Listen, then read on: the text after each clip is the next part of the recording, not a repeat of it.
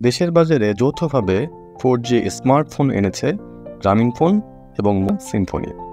বাংলাদেশে তৈরি Symphony atom 5 মডেলের ফোনটিতে 1.6 গিগাহার্টজ গতির অক্টোকোর প্রসেসর থাকার ফলে একাধিক কাজ একসঙ্গে মোটামুটি দ্রুততার সাথেই করা যাবে।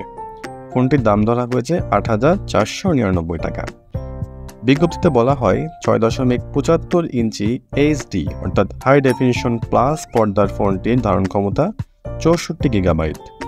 4 গিগাবাইট র্যাম যুক্ত ফোনটিতে চাইলে বাড়তি 4 গিগাবাইট র্যাম যুক্ত করে নেওয়া যাবে। ফোনটিতে ৫০০০ মিলিঅ্যাম্পিয়ার ব্যাটারি রয়েছে, ফলে বড় আকারের ভিডিও সংরক্ষণের পাশাপাশি দীর্ঘ সময় ধরে ফোনটি একটানা ব্যবহার করা যাবে।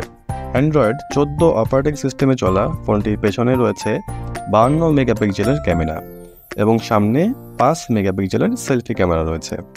এর ফলে সহজেই উন্নত মানের ছবি এবং ভিডিও ধারণ করা যাবে। সোনালী, নীল, কালো ও ধূসর রঙে বাজারে আসছে এই ফোনটি। এই ফোনটি কিনলে সাশ্রয়ী মূল্যে গ্রামীণফোনের ইন্টারনেট প্যাকেজ পাওয়া যাবে। ফোনটিতে প্রি ইনস্টল করা মাইজিপি অ্যাপের মাধ্যমে গ্রাহকরা ১৯৯ টাকায় 30 দিন মেয়াদ সহ 7 জিবি ইন্টারনেট উপভোগ করতে পারবেন। ফোনটি সক্রিয় করার পর পরবর্তী 6 মাস পর্যন্ত এই অফারটি যতবার খুশি ততবার ব্যবহার করা যাবে।